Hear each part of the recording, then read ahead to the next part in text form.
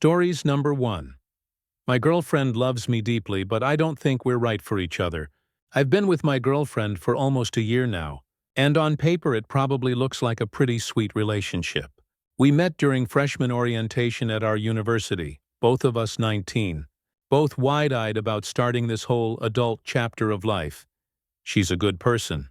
She genuinely cares for me, and if you asked her, she'd probably say she's completely, wholeheartedly in love. But here's the part that makes this hard. I don't think we actually work as a couple, and I can already hear the voice in the back of my head saying, "If she loves you so much, why are you even considering breaking up with her?" Well, because sometimes love isn't enough when you feel like two puzzle pieces from completely different boxes. We're opposites in nearly everything. I lean toward fast-paced stuff. I play shooter games. I like being outdoors. I enjoy going out with friends to crowded places. She, on the other hand, is all about slower-paced hobbies. She's obsessed with horror games, loves smaller intimate gatherings, and would rather spend a Friday night curled up with a book than doing literally anything else. That doesn't sound like the end of the world, right? Plenty of couples have different hobbies. But in practice, it's not just hobbies. It's every single aspect of how we approach life. When we first started dating, I thought it was a cute opposites attract thing. I figured it would be fun to introduce each other to our worlds. But while I can sit down and genuinely try her favorite horror game or show up to something she's passionate about just to be supportive, she struggles with doing the same. And this isn't me bashing her. It's tied to the fact that she's autistic. Now let me be very clear, I respect that. And I don't fault her for it. But when I say it creates roadblocks, I mean it. Anytime I bring up something I'd like her to try, or if I mention that something she does bothers me, the conversation usually ends with her saying, "I can't help it. I'm autistic." Or, "It's hard for me because of my brain." And I get it. I don't want her to feel like she has to apologize for how she's wired. But at the same time, after nearly a year, those little things have piled up in a way that's overwhelming. It's like death by 1,000 paper cuts, one or two quirks. Totally fine. But after a year, it feels like there's no room for compromise. Every time I've tried to bring up something serious, something about where the relationship is headed, or my concerns about how we interact, she shuts down. Not in a dramatic way, just literally goes quiet. Her brain processes stress differently, so she can't engage in heavy conversations in the moment. That leaves me venting into the air and walking away feeling unresolved. I do care about her. I like her as a person. I respect her. I think she deserves someone who matches her energy and her way of living. But that's not me. And the thing I'm wrestling with is, how do you break up with someone who loves you so much without completely shattering them? It feels cruel. I've seen the way her face lights up when she sees me, or how she'll send me random texts in the middle of the day about something small, just because it reminded her of me. She's all in. I know if I end things, it's going to devastate her. And even though I don't want to stay in this relationship, the last thing I want to do is be the villain in her story. Part of me wants to stay friends because I genuinely like her as a person. But is that even fair to her? If she's in love with me, how do I tell her, "Hey, let's just be friends," without that sounding like a knife twist? It almost feels selfish to even suggest it.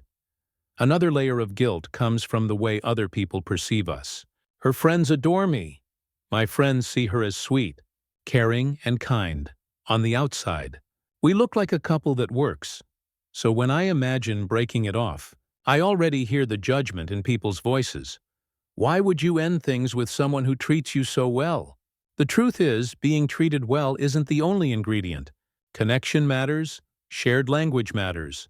The ability to compromise matters. Lately, I've been noticing that I'm not even excited to hang out with her. I'll make up excuses about homework or being busy just so I don't have to spend another night sitting in silence while we both do our own thing. When I'm with her, my brain is counting the minutes until I can leave. That's not how love is supposed to feel, right?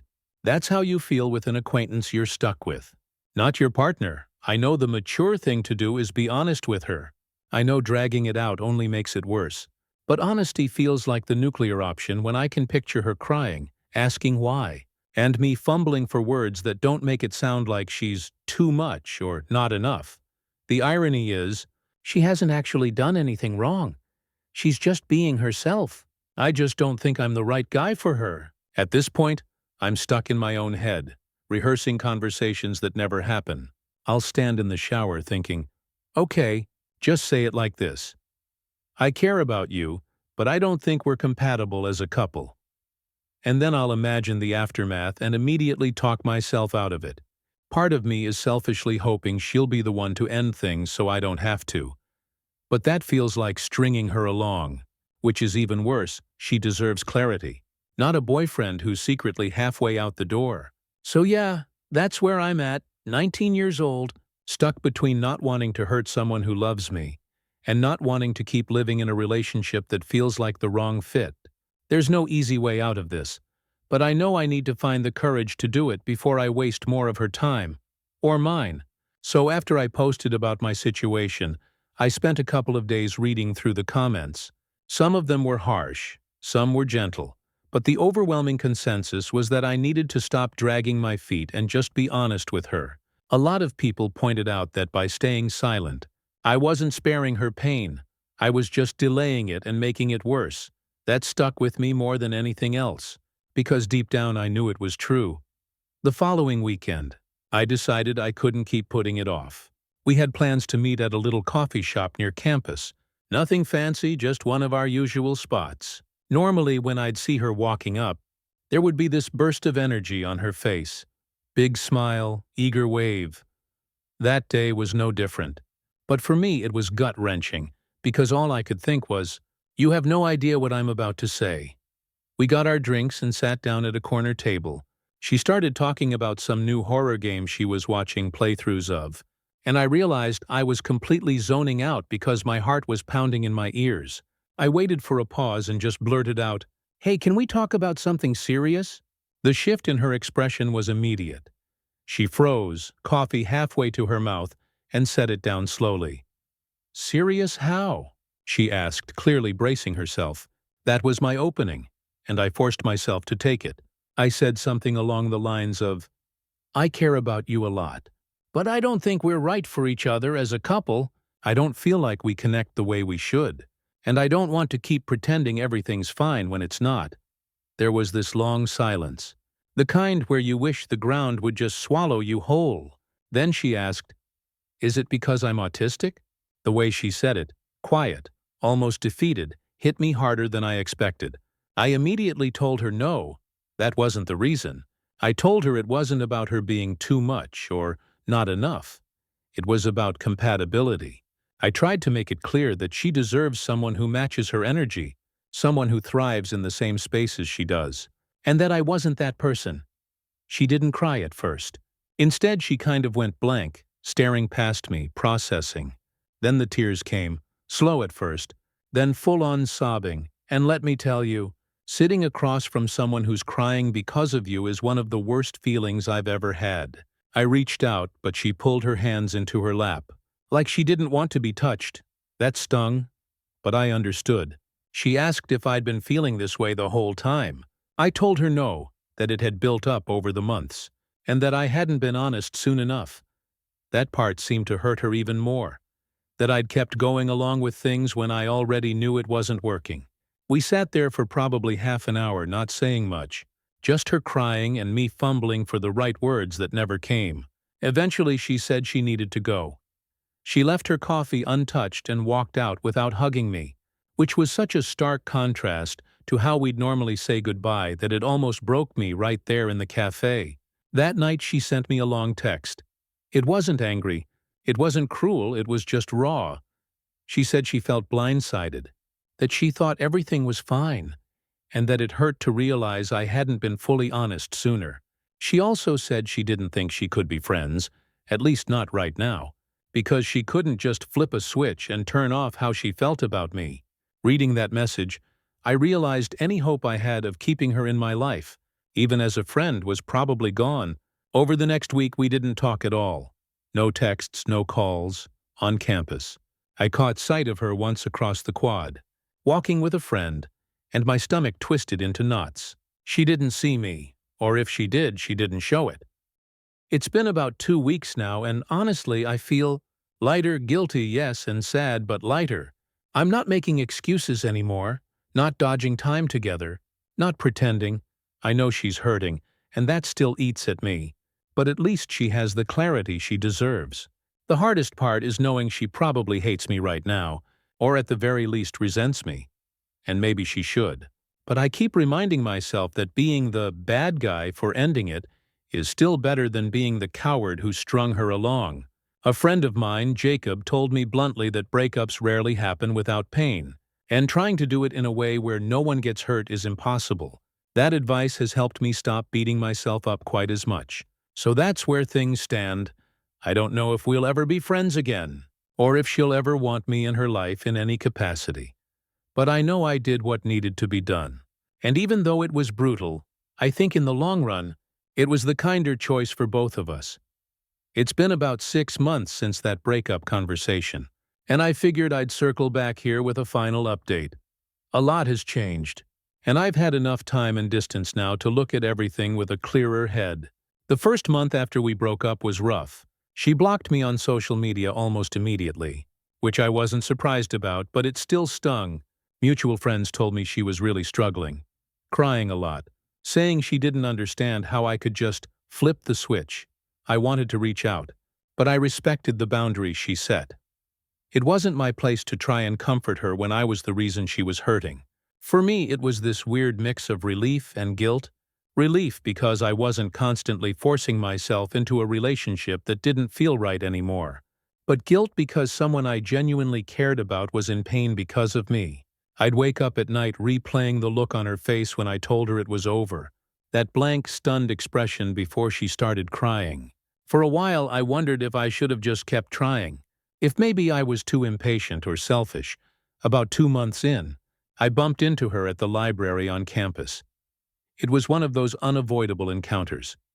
You're walking down the same aisle, and suddenly you're face to face. She froze. I froze. And for a second I thought she was going to turn around and walk away. But instead, she gave me this tiny nod. Not exactly friendly, but not hostile either. I nodded back, and that was it. No words, no small talk. Just silent acknowledgement, weirdly enough. That small exchange lifted a weight off my shoulders. It felt like a sign she didn't completely hate me, even if she wasn't ready for more. Fast forward a few months, and we ended up in the same study group for a history class. At first it was awkward as hell. We barely spoke unless it was about the assignment. But over time, something shifted. She started cracking little jokes again, and I noticed she'd laugh if someone else teased me. It wasn't how we used to be, but it wasn't cold either. One day after class, she pulled me aside and said, "I don't hate you anymore." Just flat out like that. I laughed nervously and told her I never thought she did, but she shook her head and said, "I did, for a while." Then she shrugged and added, "But I'm better now." I don't think she realizes how much that meant to me. From what I've heard through friends, she's been putting herself out there more, joining clubs, hanging out with new people, even dating casually. That honestly makes me happy because one of the things that weighed on me during our relationship was how much of her world revolved around me. Seeing her build her own space, her own identity outside of us, makes me believe I really did make the right call. As painful as it was, as for me, I've been focusing on myself too. I picked up running again, started volunteering with a local gaming club. Funny enough, they focus on retro horror titles, which made me think of her. And I've been spending more time with friends instead of isolating myself in the relationship bubble. I've even gone on a few dates, not rushing into anything serious, just testing the waters. Do I miss her sometimes? Yeah, I do, not in a "I want her back" way, but in the sense that we shared a year of our lives together, and she was a big part of my daily routine. You can't just erase that, but I also don't carry the same guilt anymore. With time, I've realized that breaking up wasn't me abandoning her. It was me being honest about something I couldn't change. Staying together out of pity or fear would have been far crueler. I don't know if we'll ever be friends in the traditional sense. We're cordial now. We can exist in the same space without tension. And honestly, that's enough for me. Maybe down the road, when more time has passed, we'll reconnect in some way. Or maybe not, either way. I've made peace with it. So yeah, that's where things stand now. Breakups are never clean, especially when one person still has stronger feelings than the other.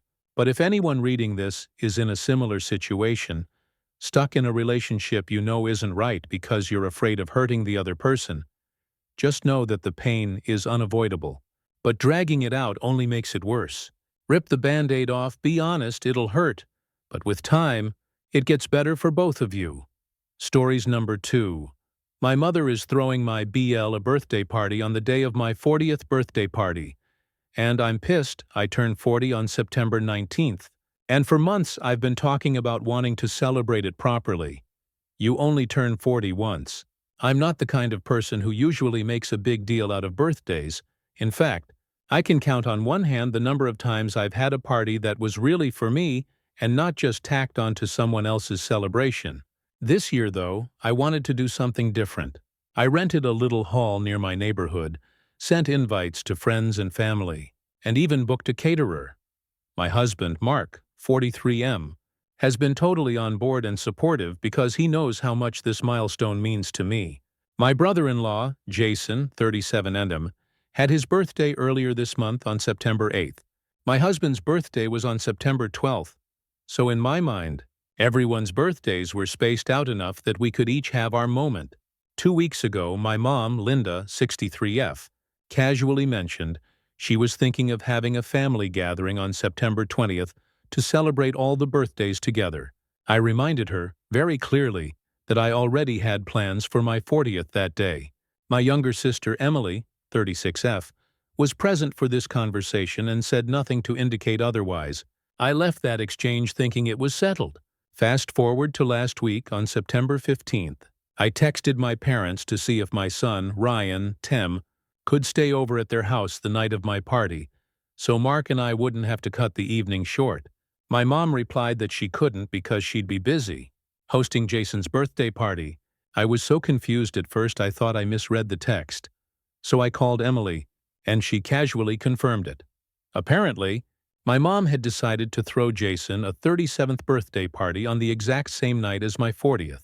To say I was livid doesn't even cover it. My sister knew about my plans. She knew I'd invited her. She never once said she couldn't make it. Instead, she just let my mom go ahead and schedule this other party, then didn't bother to tell me until I stumbled onto it by accident. When I confronted my mom, she didn't even act like she saw the problem. She told me I should learn to put someone else first for once. That's almost laughable, because if there's one thing my entire life has been about, it's putting other people first. I'm the oldest daughter, and I was what's often called a glass child. For anyone who doesn't know, that means I grew up in the shadow of a sibling with special needs.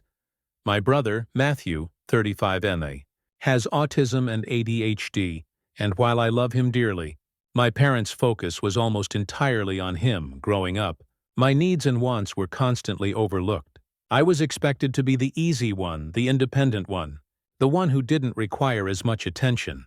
By the time I was 12, I was making my own doctor's appointments, babysitting Matthew, cooking dinner for the family, and basically raising Emily while my mom and dad were consumed with Matthew's therapy schedules. I became the responsible one, the background character, the one who got told over and over again that I had to be mature and understanding because my parents just didn't have the time to deal with me.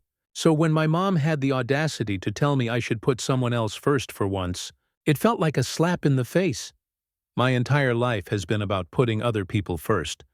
My siblings, my parents, my husband, my own kid, and here I am, finally trying to carve out one single day to celebrate myself.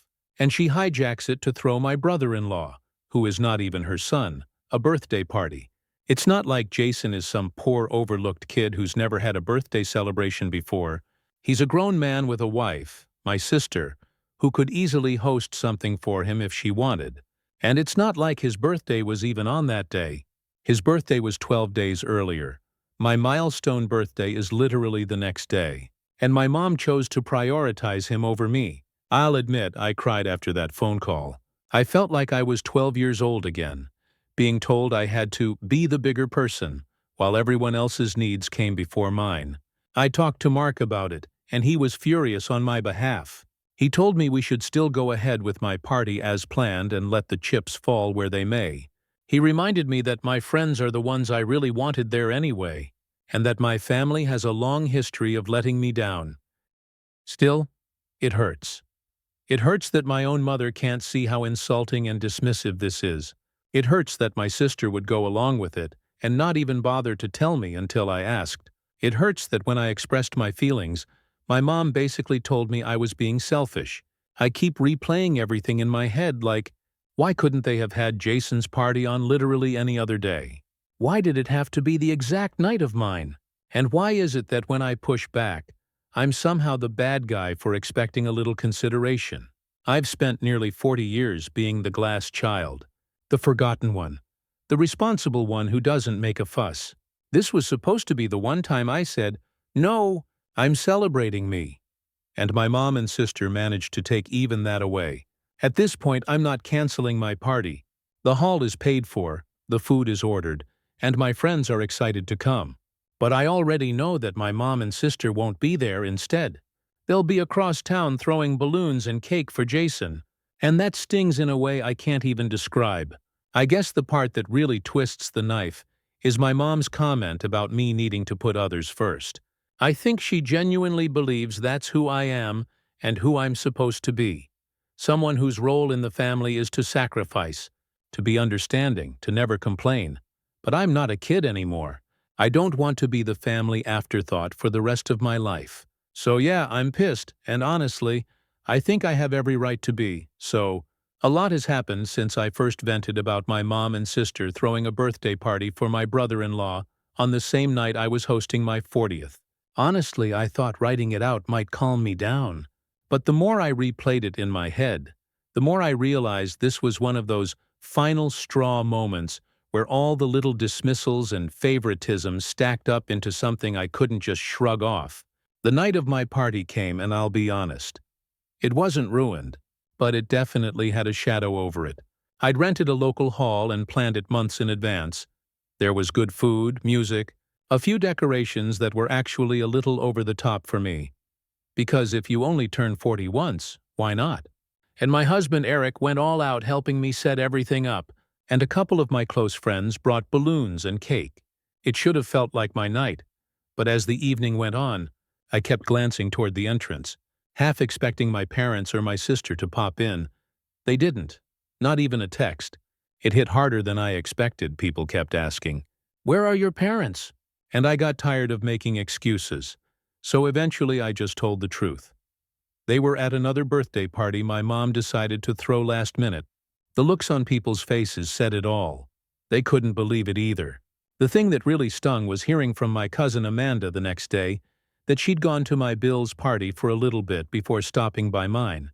And apparently my mom had gone all out, catered food, decorations, even a karaoke setup in their backyard. Amanda said my mom was buzzing around making sure everyone was having fun. And I just stood there with my jaw on the floor. My 40th barely warranted a happy birthday from her, but my Bill's 37th? A full-blown event. The next day, I tried to calmly talk to my mom about how it felt.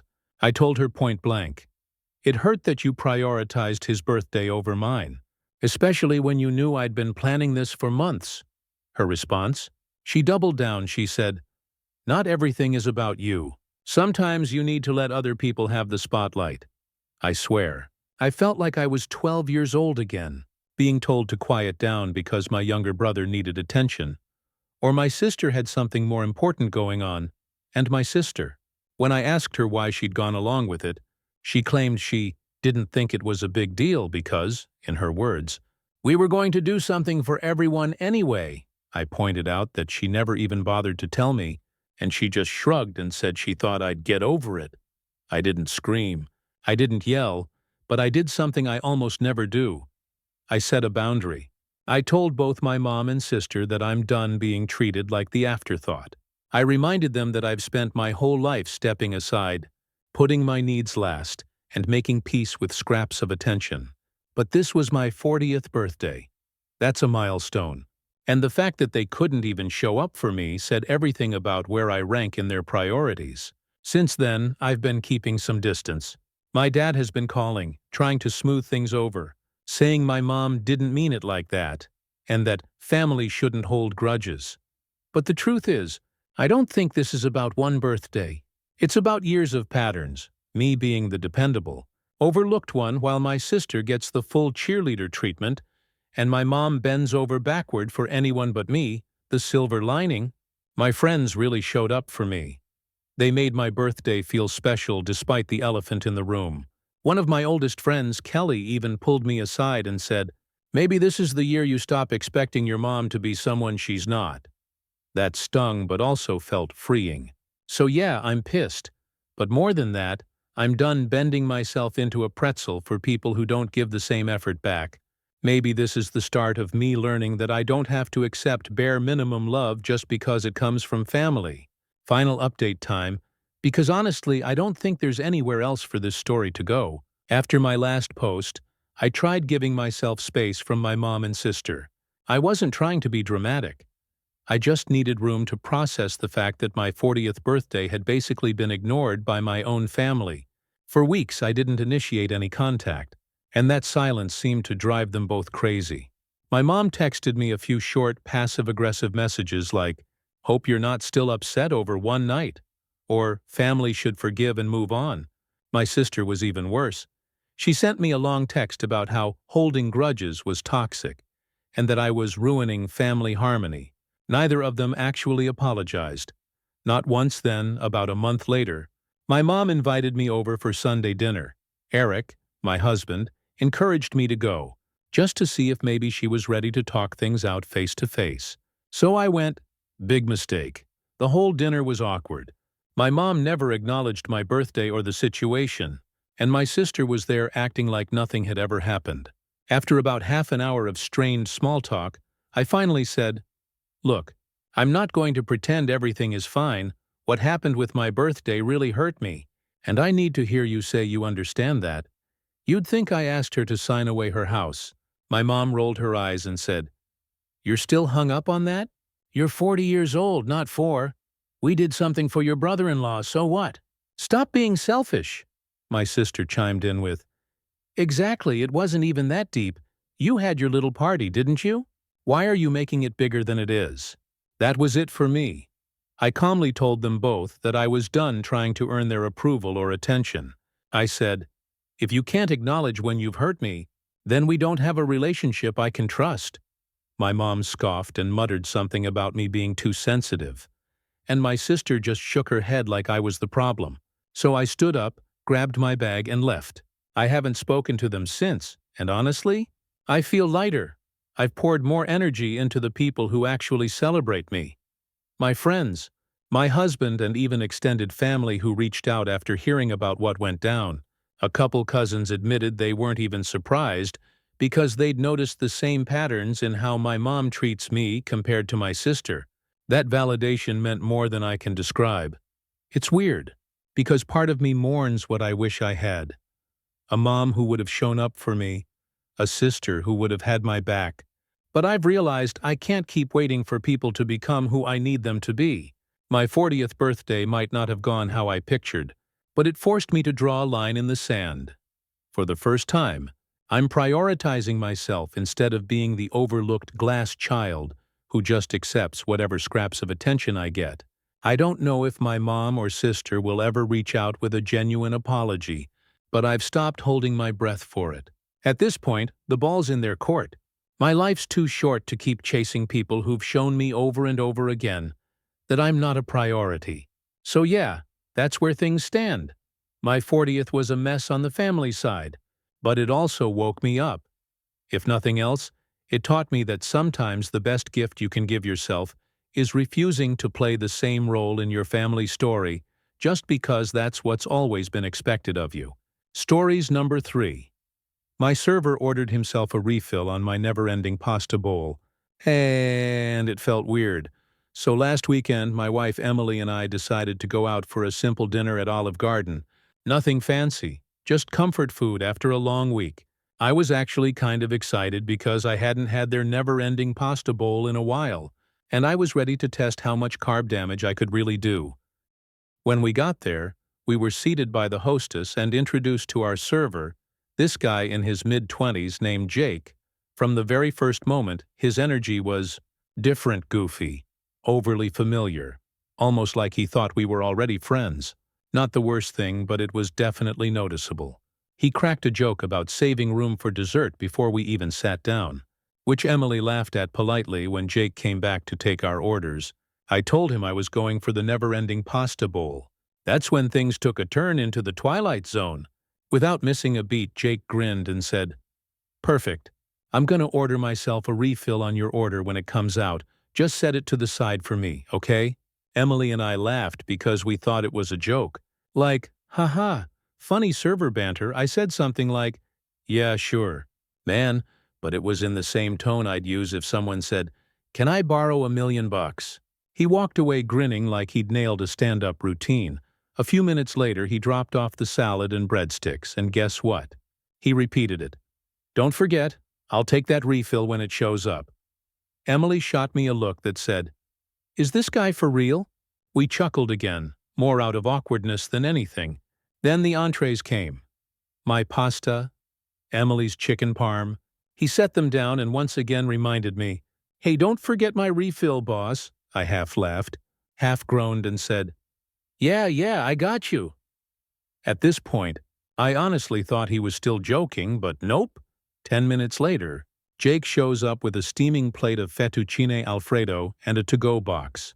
He sets it down in front of me and says, dead serious, "This one's mine. Just dump it in the box for me and leave it off to the side."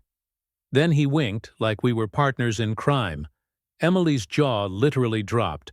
I sat there frozen for a second because I realized he wasn't joking. He had actually ordered himself food under my never-ending pasta bowl. And not only that, but he expected me to transfer it into his to-go container for him like some accomplice. Here's the thing, it wasn't just the audacity of it, it also felt gross. He didn't give me extra silverware to scoop it out, so I'm sitting there with my own fork trying to wrestle Alfredo-covered pasta that's glued to the plate because the sauce had cooled and stuck. Meanwhile, I'm hyper-aware that this is food meant for him, and not me, and it felt so wrong to be the one handling it. I felt like I was breaking some unspoken health code law. Emily whispered, "What the hell is going on right now?" And all I could do was shrug and awkwardly scrape the noodles into his container.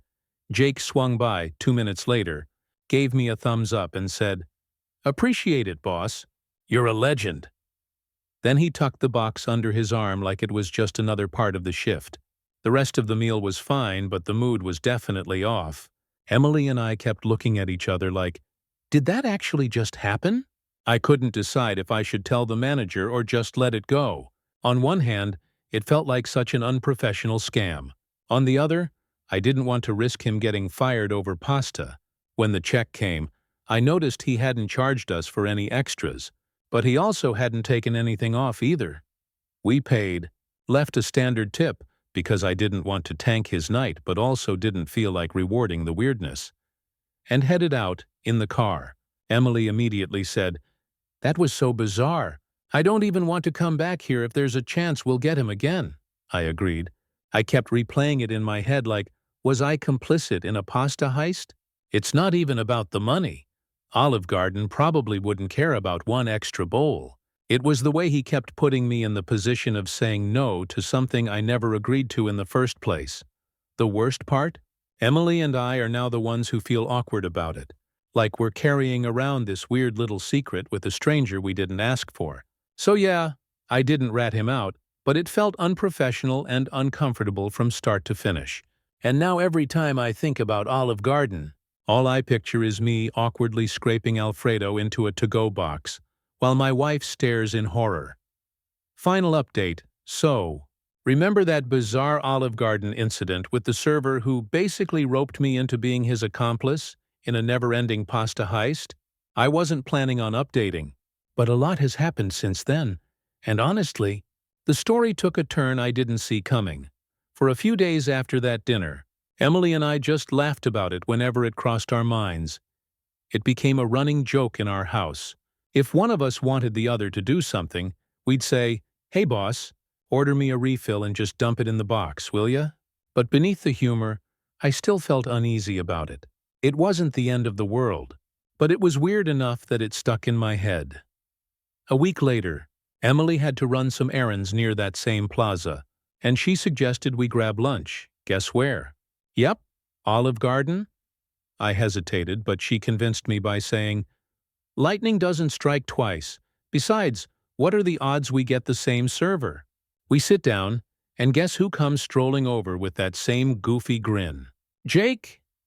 My heart sank. Emily started smirking like she had manifested this, and I realized fate wasn't going to let me escape this guy without closure. Jake recognized us immediately. "Hey, my favorite pasta partner in crime. Back again already?" He winked like we were old buddies. I forced a laugh, but internally I was screaming. Emily gave me that "do not encourage this" glare. But Jake was already off and running. This time, I ordered chicken scampi just to avoid the whole never-ending pasta debacle. Emily got soup and salad. I thought we were safe. But halfway through the meal, Jake leaned down conspiratorially and said, "Man, I got in some hot water last week. Somebody must have told management about the extra refill thing. They pulled me into the office." Emily froze mid-bite, I swear. I could feel her brain sending me telepathic messages. "Did you say something?" I shook my head quickly. Jake went on. "They gave me this whole speech about professionalism and company policy. I told them it was just a joke with a cool customer, but they didn't think it was funny. Honestly, I think someone snitched." He looked at me with a half grin like he was testing if I'd fess up. I panicked and said, "Oh wow, really? That sucks." My voice cracked like a 13-year-old boy. Emily buried her face in her napkin to hide her laugh. He shrugged. "Hey, I still got my job. Just gotta be more careful now." Then he straightened up and added, "But hey, thanks for being chill about it." Most people would have gone full Karen. That's when Emily jumped in, cool as a cucumber. "Well, you did put him in a pretty awkward spot. You know that, right? Expecting a stranger to handle your food like that?" Jake looked genuinely surprised. "Oh, come on, it was harmless. I thought it was funny." Emily didn't let up. "Maybe funny for you, not so much for the person who didn't agree to be part of it." Jake blinked, then gave this little nervous laugh and said, "Fair enough. Guess I misread the room." He shuffled away, and that was the end of it for that meal. But here's the kicker. A couple days later, I got a call from Olive Garden's general manager, turns out, when Jake got in trouble. He must have mentioned our names as the customers involved. They wanted to follow up and get our side of the story. I honestly didn't want to get him fired, so I tried to downplay it. I said something like, "Yeah, it was weird, but we didn't complain. It just felt unprofessional." That's all. The manager sighed like she'd already heard enough similar complaints. She said, "We've had a few issues with him pushing boundaries with guests. We're addressing it." I don't know what addressing it meant, but the next time Emily and I drove past Olive Garden a couple weeks later, we noticed Jake's car wasn't in the lot. We know it was his because it had a giant bumper sticker that said, "I break for memes." Either he wasn't working that day or, well, here's the thing. I didn't want him to lose his job. He was young, maybe just clueless, and yeah, way too comfortable with strangers. But I also don't regret telling the truth. What he did was unprofessional, and if we hadn't said anything, maybe the next guest wouldn't have handled it as lightly.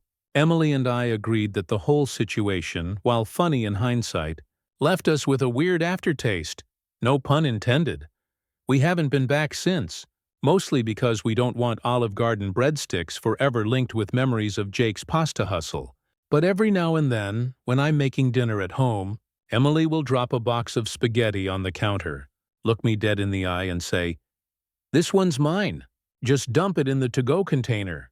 And honestly, that's the legacy Jake left behind. Final update. All right, here's the last chapter of the Olive Garden saga. I wasn't planning to ever write about this again, but a bunch of people asked if Jake, our overly familiar server who got me to handle his extra pasta order, ever came back into the picture, and, well, he did after my last post, where I explained that the manager called me and we suspected Jake might have lost his job. Emily and I moved on. We joked about it sometimes, But mostly we let it fade into a funny, awkward memory. I wasn't thrilled at the idea that my attempt at honesty maybe cost someone their job. Even if he was crossing lines, I didn't want that on my conscience. About a month later, though, I ran into Jake completely by accident. Not at Olive Garden, but at the Home Depot near my office. I was in the paint aisle, half distracted looking at swatches, when I heard, "Hey, pasta guy." My soul left my body for a second. I turned, and there he was in a bright orange apron. Yep, Jake now worked at Home Depot. He came right up, slapped me on the back like we were long-lost college buddies, and started talking like no time had passed. "Man, that whole pasta thing still cracks me up," he said, grinning. "But hey, it worked out. This job's way better. I don't have to hustle noodles anymore." I must have looked like a deer in headlights, because he started laughing. "Relax, dude, I don't blame you. Olive Garden wasn't for me. I was already on thin ice before that." That actually made me feel a little better. He didn't seem bitter. If anything, he looked happier, more grounded. He said the Home Depot gig gave him better hours, steadier pay, and he was saving up to move into his own place. Then he added something I wasn't expecting. "Honestly, man, you did me a favor. If I hadn't gotten in trouble there, I'd probably still be slinging breadsticks, cracking dumb jokes, and annoying people. I needed a reality check." We chatted for a few minutes, and then he helped me find the paint rollers I needed like it was the most normal interaction in the world. I walked out of there thinking about how bizarre life is sometimes. One awkward dinner led to this random run-in where I learned the guy actually landed on his feet. When I told Emily, she cracked up and said, "So now he's your paint guy instead of your pasta guy?" And yeah, that's about right, so that's the end of it. No scandals, no grudges, no dramatic fallout. Just a weird Olive Garden story that somehow turned into a lesson in not overthinking the impact you have on other people. Jake's fine, we're fine, and I can finally eat pasta again without worrying someone's going to slide me a secret to-go box. If anything, the whole experience reminded me how wild and unpredictable human interactions can be. Sometimes it's just a weird night at a chain restaurant. Sometimes it's a funny story for Reddit. And sometimes it's running into your former server at Home Depot while buying paint. Life's messy, at least this one ended on a good note. Stories number 4. My best friend cheated on her boyfriend, and I don't know if keeping the secret makes me a terrible person. This is one of those situations I wish I could just erase from my memory and move on. But it keeps eating at me. I've been best friends with Sarah since we were kids. Middle school sleepovers, high school drama, college late nights, and even now in our 30s with jobs, relationships, and kids in the picture. She's always been my person. We've been through breakups, moves, illnesses, everything, but this has me questioning whether I even know who she is anymore. Sarah has been with Mark since she was 22. They're not married, but they might as well be. They've been together for 8 years and have 2 kids, a little girl named Lily and a boy named Mason. On the outside, they look like one of those families you'd expect to see on a Hallmark card. Smiling Christmas photos, matching t-shirts at Disneyland, all that. But behind the scenes, things haven't been perfect. They've had ups and downs, and lately it's been more downs than ups.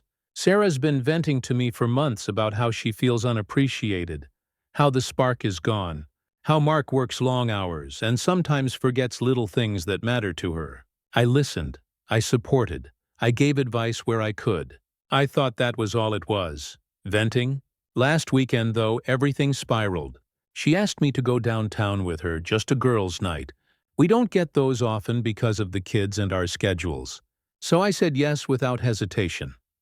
We went to this bar that had live music and a dance floor. And Sarah was already in a different headspace than usual. She was drinking more than normal, laughing louder, acting looser, almost like she was trying to shake something off her shoulders. At one point, she leaned close to me and said, "I'm done with Mark, after tonight. I'm going to end things." I remember looking at her half confused and half concerned. I asked if she was serious, and she nodded. "I can't keep living like this. Tonight is about me." It made me uneasy, but I didn't press too hard. I figured she meant she was working up the courage to break up with him soon.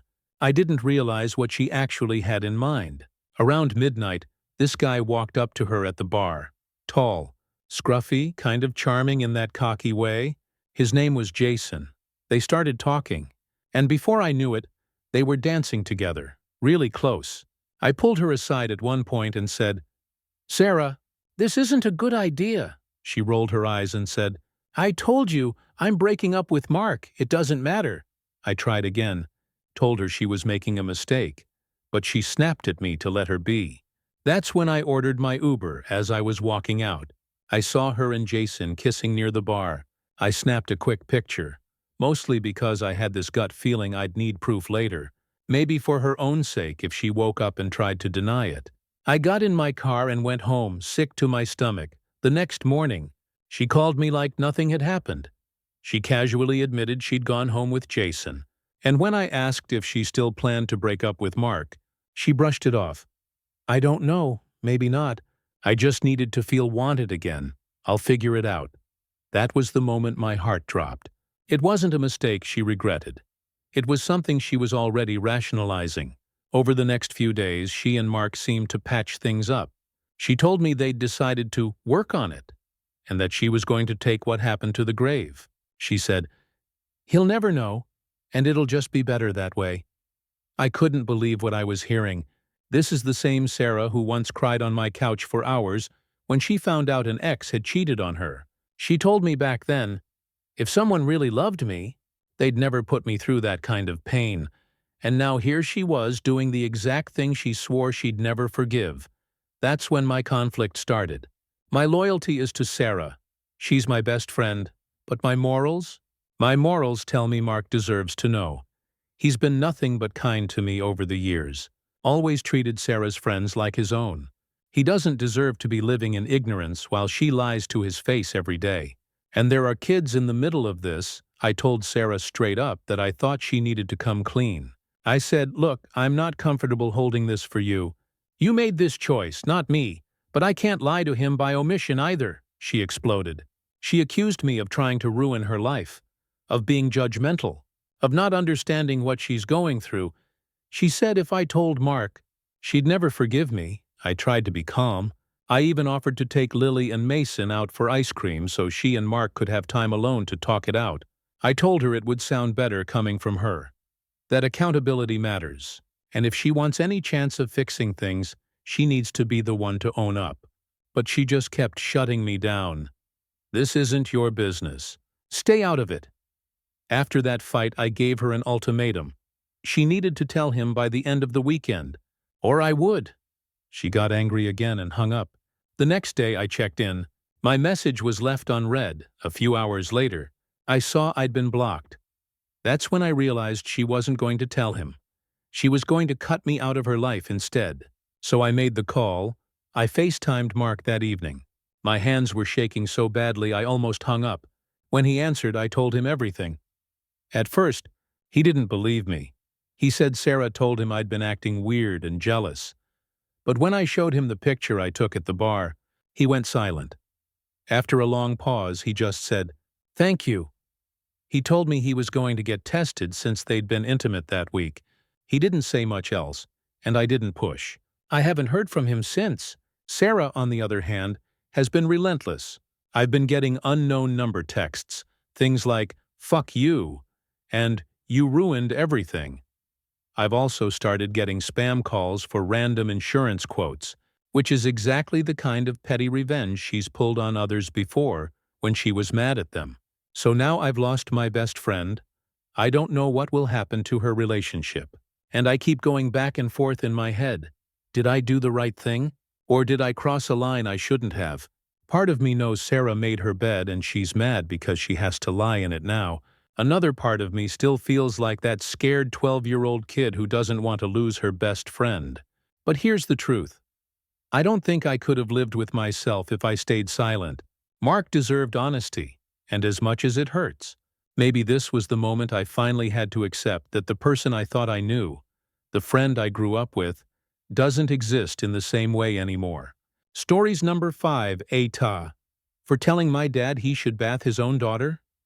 So I, F19, have 2 sisters, but only one is important to this. So my sister, let's call her A, F18 but cognitively 9, has been severely disabled since birth. She was born with a super-duper rare defect in her brain, and one of the many consequences of that is poor motor skills which make it impossible for her to bath herself. Among other things, my dad, M51, has consistently refused to bath her since she hit around 13. Because he says it's illegal, she had medical intervention to start puberty about a year ago cause she doesn't produce the hormones, so it wasn't a puberty thing, and has told me that, as her older sister, it's my job. Now, A doesn't care about this because I'm the only person who's ever actually helps her with anything. But I don't think it should be my job, and only my job seeing as I plan to move out as soon as I can find a stable income, hopefully in the next 6 months for my own health reasons. As soon as I realized her reliance on me, I started trying to reverse it. But that's difficult when you're expected to do all the caretaking. Ever since he started brushing this job off onto me, I've told him he shouldn't sexualize bathing his disabled daughter. But he just turns it around onto me and tells me he can't because she has boobs, and the courts disagree with you. I don't want this to be another thing that A will be left to figure out all on her own. Am I wrong for not wanting to bath her? Edit. I should add, my mom is in the picture, but she goes out with friends some nights, and she likes visiting her family. They're many provinces away. Another edit. A few PPL have been confused about the cognitively 9-bit and taken that to mean it's just a mental delay. But 'tis not. She is missing part of her brain, and other parts are damaged. She has impaired vision, speech, and movement as well as extremely low muscle tone. Also, I'm in Canada. Another edit. I worded the thing about my mother absolutely atrociously. Yay, autism. To clarify, my mother does the bathing when she is home. However, she is home about 80% of the time, and A still needs baths in that extra 20%. Example. My mother is the only person who can take care of my 9- and 4-year cousins while their mother is on a work trip, and so I was in charge of bathing this morning. She doesn't go out willy-nilly. She goes to her sports things 2 or 3 times a week, and goes out for dinner with her friends a few times per month. She does suck, but not cause of this. She sucks for other, unrelated reasons. Another edit for the PPL saying to get an at-home nurse. That's the future plan. But my parents have our family is so perfect and nothing is wrong, and we're so loving and the ideal suburban family persona that would most definitely make that impossible. The endgame plan is for A is a group home with 24/7 nursing staff, but they'd never let in a home health nurse. Stories number 6. I might have a stalker, what can I do? I've never needed legal help before, but I'm panicking and don't know who to talk to. I don't think anything illegal has occurred, but I think the situation is spiraling in that direction. I'm getting letters in the mail, and now phone calls at my workplace from a guy I haven't seen in 10 years. He won't stop. This has been going on about 2 years now. I'm really scared he's going to show up here. I work at an elementary school, and it's my worst nightmare that he'll come for me, freak out, and innocent children get caught in the crossfire. Background. This dude used to be my best friend in middle school, high school. We talked nerd stuff most of the time like video games and comics. I'm a roast to the core. And I was well aware about rumors that he was crushing on me. So now and then I would sprinkle my feelings into conversations. Dating is gross. Stupid waste of time, don't like guys, etc. I thought I covered all my bases. But he still asked me out in high school. I said no, and reiterated that I already informed him that I don't date and wasn't interested. He looked like his soul died, and from that point forward, never spoke to me or even looked in my direction ever again. Fast forward to 2 years ago. I got a letter in the school's mailbox, a handwritten letter with brown stains all over it, asking how I've been and how it's so crazy 10 years have passed, and asking to meet up again. He left his phone number, email, and address. I'm not stupid. It's obviously sketchy as hell, so I ignored it. Then I got another one a few months later, identical down to the letter. Then another, several months after that. The third one I threw in the trash. The fourth one returned to sender with a paper of my own stating, "Do not contact me," this morning, Our front office is getting repeated calls asking for me. I panicked and pretended I couldn't hear him and hung up.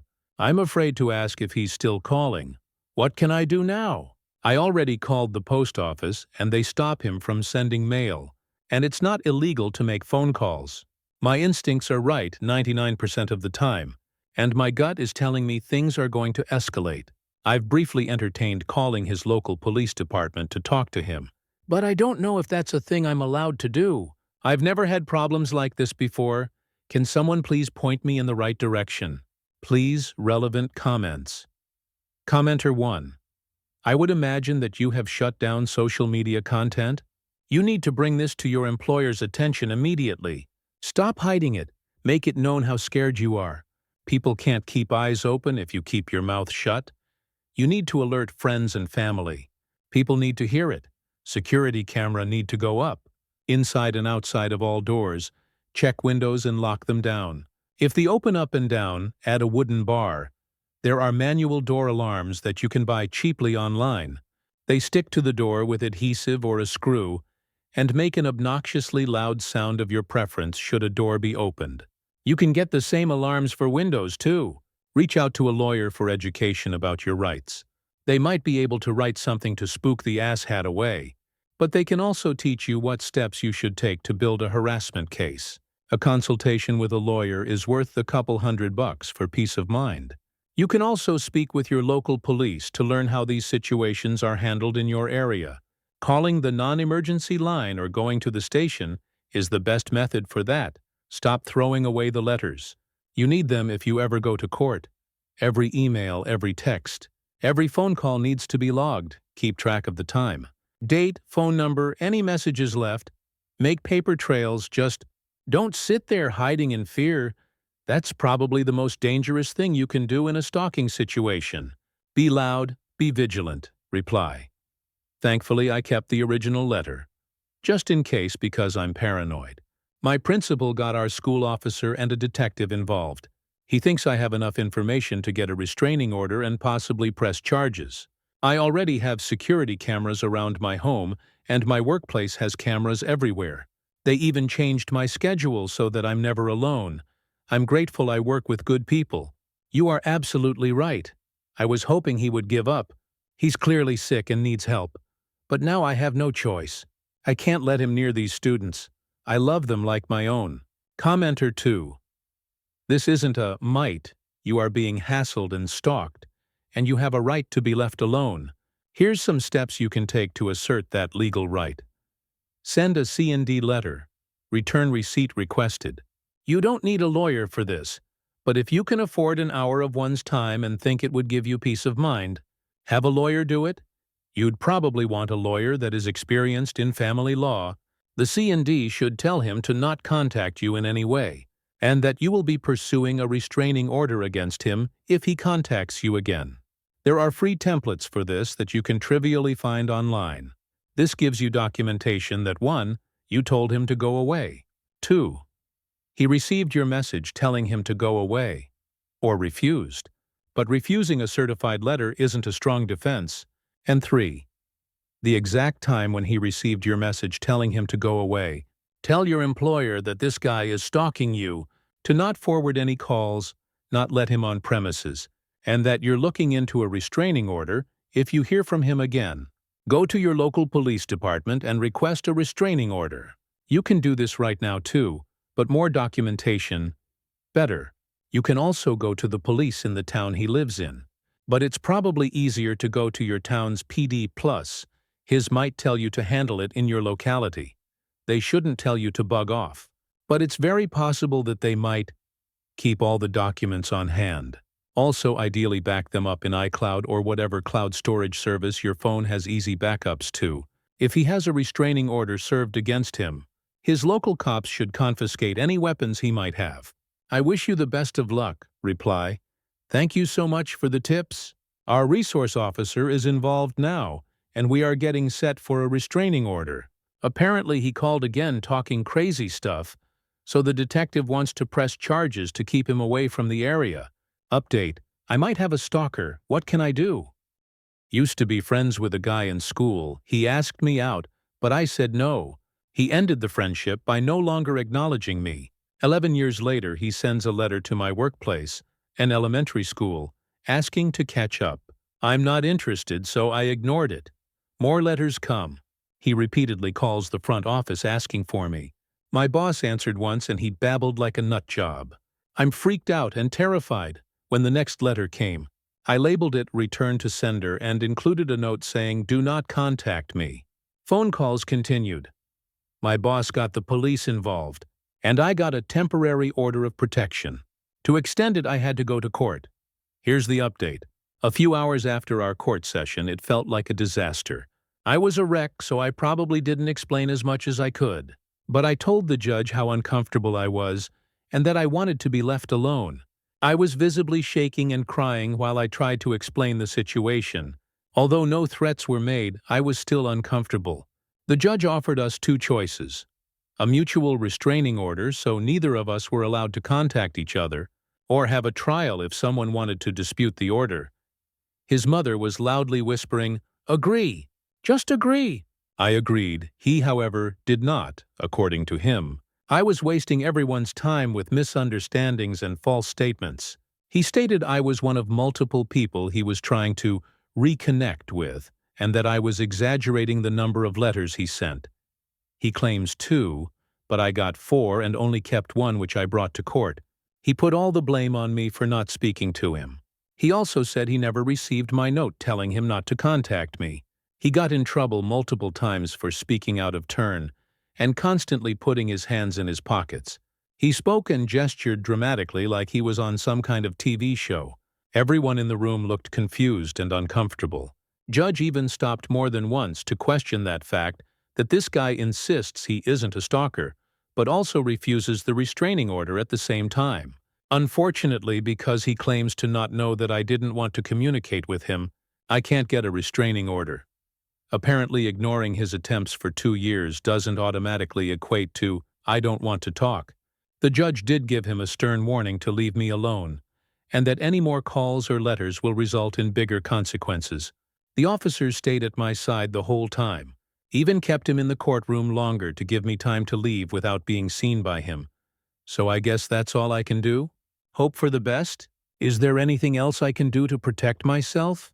I don't really blame the judge on the technicality, but that doesn't mean I'm not still paranoid and uncomfortable. At least there were plenty of witnesses to his strange behavior today. I'm hoping this is the end of it, but I still feel scared. Is there anything else I can do? Relevant comments. Commenter.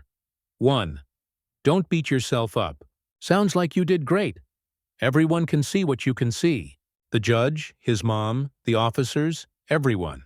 And while you didn't get what you wanted, you laid the first step. Next time he contacts you in any way, you'll have a clear path to getting the restraining order you want. But chances are you never hear from him again. And besides, you don't want a mutual restraining order that'd be on your record too. Reply, I never thought about it like that. I guess everything worked out as well as it could. Thank you for changing my perspective. Commenter 2. I am not a lawyer. I am not your lawyer. I would submit that bigger consequences for any more calls and letters should probably serve about as well a deterrent as a restraining order. A restraining order would still mean that you would need to alert someone if he did contact you again. Obviously and unfortunately, a restraining order is not a magical bubble. What you have is different from a restraining order, and will likely involve a different process if more happens. But it sounds like he has a guarantee of serious consequences if he contacts you again either way. Perhaps that is worth some solace. Reply, everyone keeps telling me to calm down, and I'm trying my best. You're right that the results are pretty much the same either way. I just need to deal with this paranoia for a while. Thank you for your kind words. Commenter 3. Unfortunately, our legal system is usually a process. It's rarely one and done. You've taken the first step and made his behavior known, and now he's been warned by the judge. You also now know to document everything. If any more letters show up, save them and alert the police immediately. Also ensure your employer documents any calls from him and alert the police immediately if he calls. I'm guessing he'll stop, but if he doesn't, you're now one step closer to him facing real consequences. Reply, Thankfully, our school has great security, tons of cameras, and an attentive SRO. She tells me often that they have my back. Plus, she is good friends with our town's detectives. Commenter 4. Cameras can help provide proof of he is physically following you.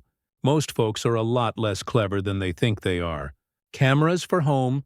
If you feel he might be stalking you on foot, you can put a rear-facing GoPro type on a backpack. Reply. Cameras are a must.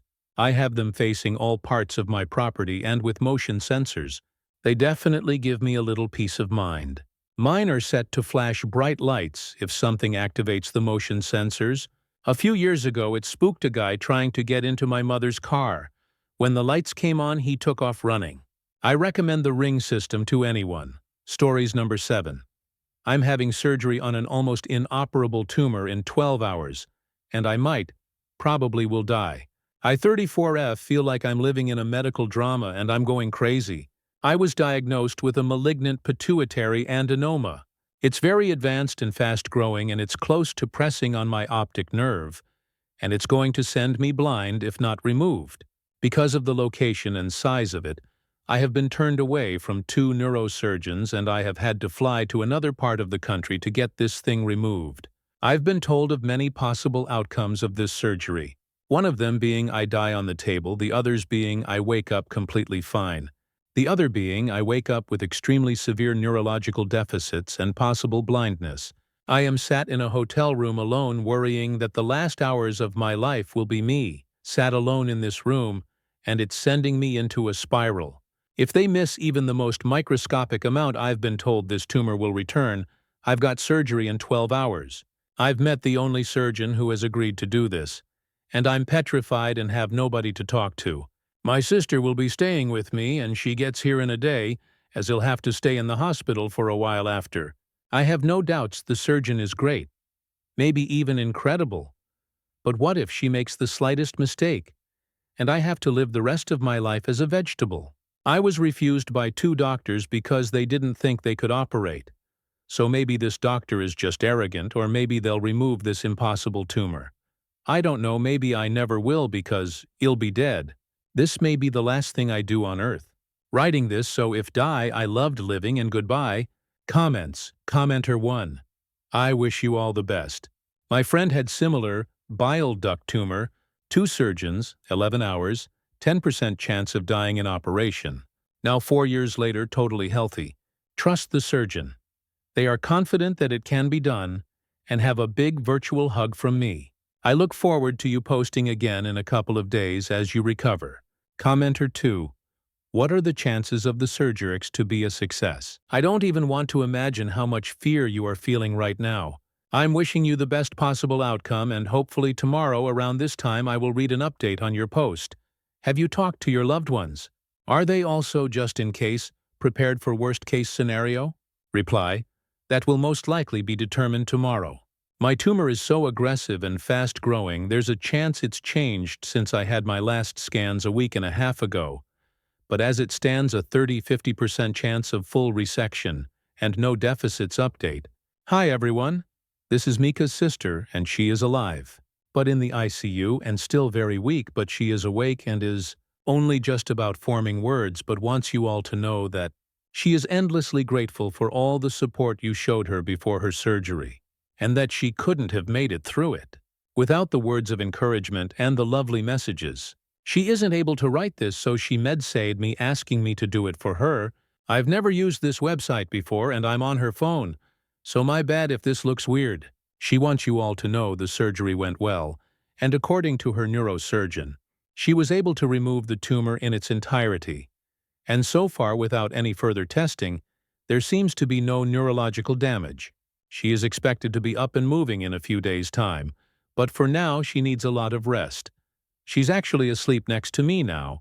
I know she wants to thank you all for helping her when she was near having a breakdown. Thank you everyone. Comments. Commenter 1. Yes! We knew you could do it. Commenter 2. Oh, this is amazing. In a world that seems to be a bit dumber and awful every day, this gives me such hope. You did it. Your surgeon did it. Let's go. Stories number 8. My dad tried to introduce his girlfriend, And it turned out to be my ex-best friend's mom, so I'm 26 now. And honestly, I thought all the drama of my teenage years was behind me. Turns out, life still has a wild sense of humor. Backstory first, when I was growing up, my best friend in the entire world was a girl named Lila. We met in second grade. Sitting next to each other in Mrs. Gardner's class, we were inseparable. Sleepovers, shared notebooks, matching Halloween costumes, the whole 9 yards. Everyone in our small Ohio town knew us as a pair. If you saw me, you saw her, but around the time we turned 19, everything went to hell. Lila had always been dramatic, but in college she started spiraling. She partied hard, skipped classes, and picked fights with people for fun. The final straw was when she started spreading really ugly rumors about me. Stuff like that, I was sleeping with one of our professors, that I was jealous of her looks, that I was boring and holding her back. It was vicious, and it spread fast. People I'd known for years started treating me differently. I felt like I couldn't show my face without hearing whispers, so I cut her off. No more texts, no more showing up to her calls at 2 a.m. Nothing? I went low contact, then eventually no contact at all. I haven't spoken to her since. Her mom, Rebecca, didn't help. Back in high school, she made it clear she didn't like me. She once told me flat out that I was a bad influence because I got good grades while Lila skipped class. Make that make sense. When I was 15, Rebecca actually banned me from their house because she thought I distracted Lila from finding her real potential. I remember standing there awkwardly in their kitchen while she told me, with this pinched smile, that it would be healthier if I found new friends. I cried the whole walk home. Fast forward to now. My parents divorced ages ago, and I've mostly stayed out of my dad's dating life. He's 51, a kind guy, sometimes a little clueless, and after the divorce he never seemed to find anyone serious. Recently, though, he called me up and sounded genuinely excited. "Sweetheart, I want you to meet someone," he said. "She's really special. I think you'll like her." I was happy for him, nervous but happy. He invited me to dinner at this cozy Italian place downtown. I showed up early, sat at a corner table, and texted him that I'd grabbed us a booth. He walked in a few minutes later with his girlfriend on his arm, and I swear to God, my heart dropped straight to my stomach. It was Rebecca, Lila's mom. For a second, I thought I was hallucinating. She looked almost exactly the same. Perfectly done hair, expensive-looking jewelry, that same forced bright smile. My fork literally clattered onto the plate when I realized who she was. "Darling, this is Rebecca," my dad said proudly. "Rebecca, this is my daughter, Emily." Rebecca let out this delighted laugh, like we were in some cheesy Hallmark movie. "Oh my goodness, Emily. Isn't this funny? What a small world. Life really does bring people back together, doesn't it?" She hugged me like we were old friends. I just sat there frozen, arms stiff at my sides, thinking, is this real life? The whole dinner was surreal. Rebecca kept acting like she'd adored me all along, bringing up random memories like, "Remember those cupcakes you baked for the school fair? You were always so talented in the kitchen." Meanwhile, I was thinking, "Lady, you once told me to never step foot in your house again." My dad beamed the whole night, totally oblivious to the tension. He kept squeezing Rebecca's hand and calling her Becca, like they were high school sweethearts. At one point, he even leaned over to me and whispered, "Isn't she great?" With this goofy smile, I could barely eat. My mind was spinning. All I could think about was Lila, the rumors, the screaming matches, the betrayal, and the fact that now, somehow, my dad was dating the woman who raised her. I didn't say much at dinner. I smiled, nodded, tried to make conversation, but inside I felt sick. Rebecca went on about how time heals all wounds, and how young people can be so silly sometimes. Like she wasn't the one who fueled half the drama when we were kids. When we finally left the restaurant, my dad hugged me and said, "I'm glad you two got along so well. This means a lot to me." I went home and sat in my car for 20 minutes, just staring at the steering wheel. On the one hand, I want my dad to be happy. He deserves someone after all these years, but on the other hand, Rebecca? Of all people, I don't know how to handle this. Do I just let it go and accept that my dad's love life is separate from my old friendship trauma? Or do I tell him flat out that this feels wrong, that it dredges up too much? Because right now, every time I picture them together, all I can see is Lila's face at 19, smirking while she tore my reputation to shreds, and Rebecca's voice telling me I was a bad influence. And honestly, I don't know if I can just smile and play along, so after that dinner, I couldn't shake the feeling that I was living in some kind of bad sitcom. My dad was texting me every other day about Rebecca, like how she surprised him with tickets to a Browns game or how she made him this amazing casserole. He kept throwing in things like, "I can really see a future with her." Every time, my stomach twisted. Finally, I realized I couldn't just sit on it. If I didn't tell him why I was so uncomfortable, it would eat me alive. So I invited him over to my apartment one Sunday. I made coffee, set out some muffins, tried to keep things casual. He walked in grinning, holding a bouquet of flowers from Rebecca. He handed them to me, like we were all one big happy family already. I thanked him, set them on the counter, and sat him down. "Dad," I started, "I need to talk to you about Rebecca. About why this is really hard for me." His smile faltered a little, but he nodded. "Okay, what's on your mind?" So I laid it all out. I told him about how Lila had been my best friend growing up, and how she turned on me in college. I told him about the rumors, how much damage they did, and how it took me years to rebuild my reputation and my confidence. Then I told him about Rebecca, about how she banned me from their house, called me a bad influence, made me feel like dirt when I was a teenager. He sat there in silence while I talked, which honestly made me nervous. He's usually a pretty animated guy. By the time I finished, my hands were shaking and I was basically word vomiting. "So you can see why it's not just some funny coincidence to me. It's painful, and it makes me feel like you're with someone who once made my life hell." Finally, he sighed and rubbed his temples. "Emily, I had no idea. Rebecca never mentioned any of that." That stung. "Of course she didn't," I said. "She's not exactly the type to admit when she's wrong." He frowned, like he was torn. "I don't doubt you, sweetheart. But you have to understand, people change. Maybe she regrets how she acted back then." I snapped a little. "Dad, she hasn't even acknowledged it. At dinner, she acted like we were best friends catching up. If she really regretted it, don't you think she'd at least apologize?" He looked uncomfortable. "Maybe she thought it was water under the bridge. You two were kids." "Dad," I cut in, "I was a kid. She was a grown woman, and she treated me like trash." "That doesn't just disappear." The room went quiet. He sipped his coffee and stared at the table for a long time.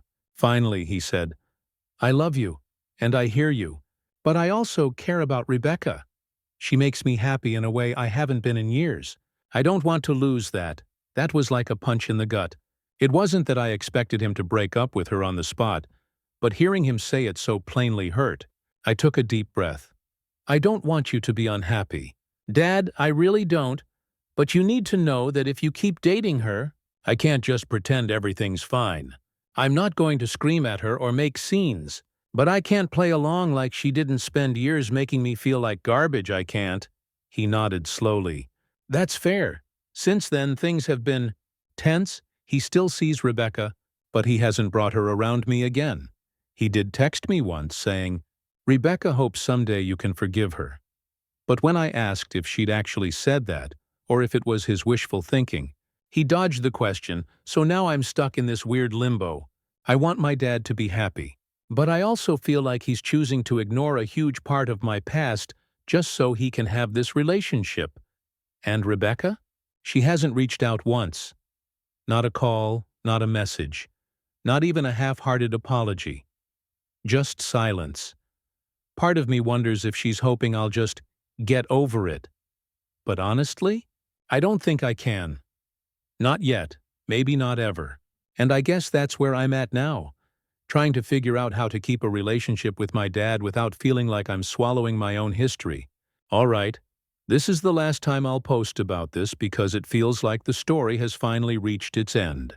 A couple of weeks after my last update, I got a text from my dad that said, "Rebecca would like to meet with you."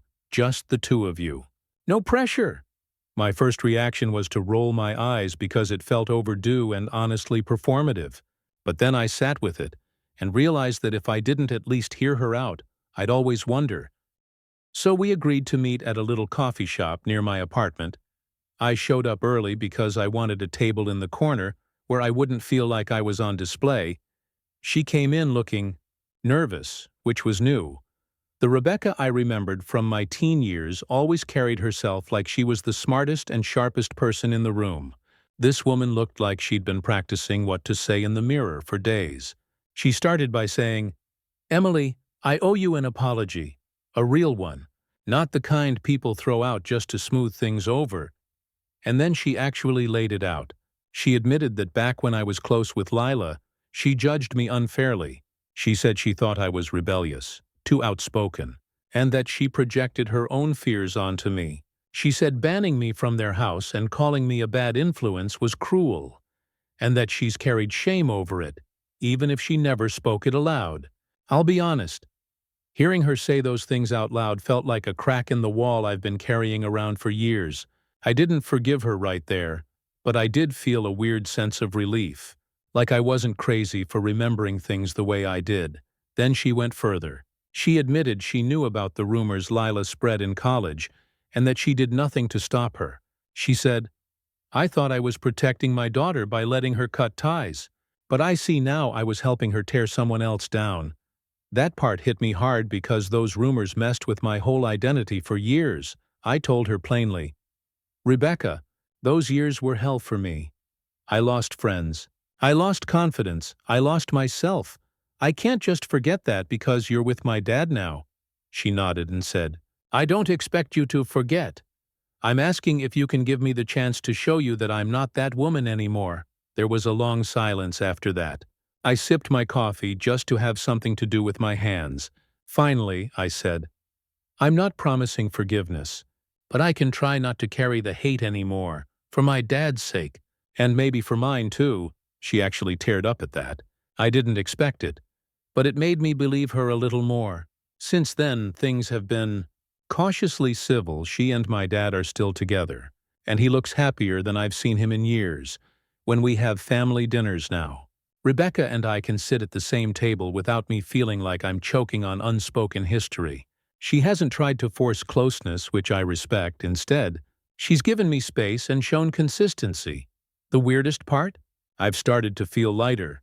Not, "We're going to braid each other's hair and watch movies together," close, but lighter in the sense that I'm not dragging this resentment everywhere I go. I don't know what the future looks like, and I don't know if I'll ever really call her family, but I do know this.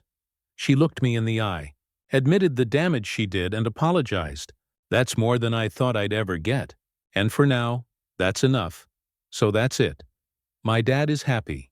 Rebecca is at least making the effort. And I'm learning that letting go of some of the anger doesn't mean erasing what happened. It just means I get to breathe again. Stories number 9. I'm getting married in November, and like most brides, I obsessed over the seating chart way more than a sane person should. But it mattered to me. My family is messy, and my fiancé's family is no less complicated. My Uncle Mark and my cousin Jason haven't spoken in years, so I wanted them on opposite ends of the room.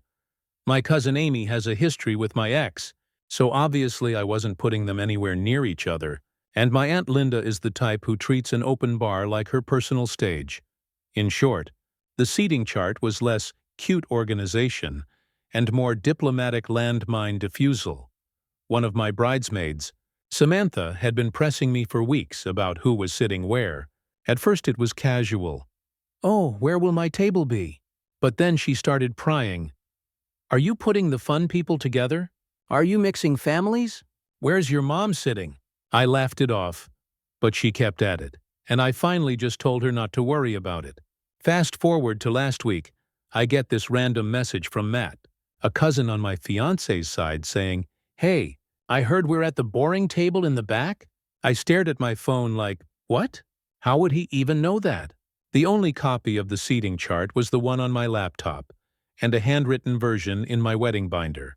Turns out the handwritten one, the one with all my notes, had been posted in a private Facebook group run by Samantha, and it wasn't just the chart. My personal notes were right there in the photos. Notes like, "Keep Amy far from XBF," "Don't put Linda near open bar," "Jason and Mark cannot cross paths," and "Table near exit for older relatives," stuff that wasn't meant for anyone else's eyes. Now suddenly people know exactly what I think of them. Amy texted me saying, "Wow, so I'm a problem to be managed?"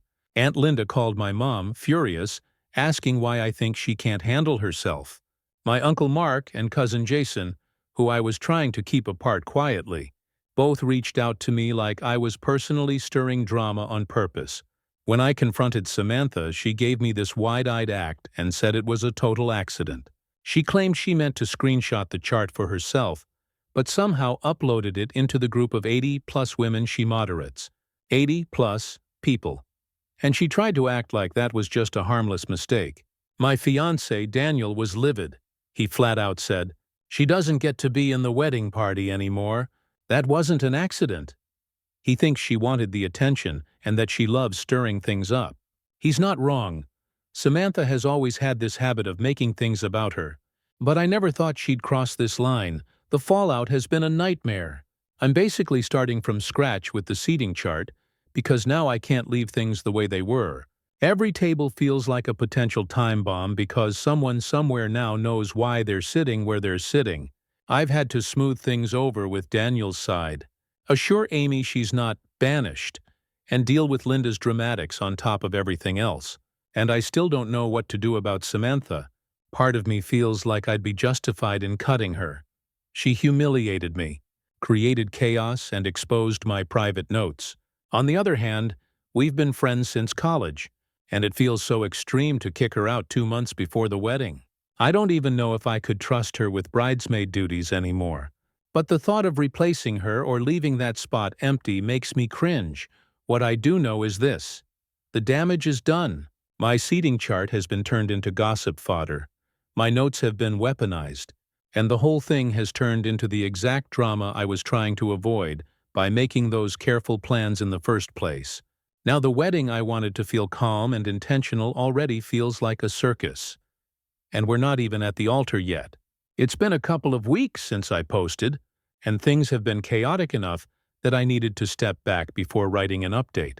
The fallout from the seating chart leak hit harder than I thought it would, and it ended up forcing me to take a hard look at my friendship with Samantha. After the leak, my phone was basically a war zone.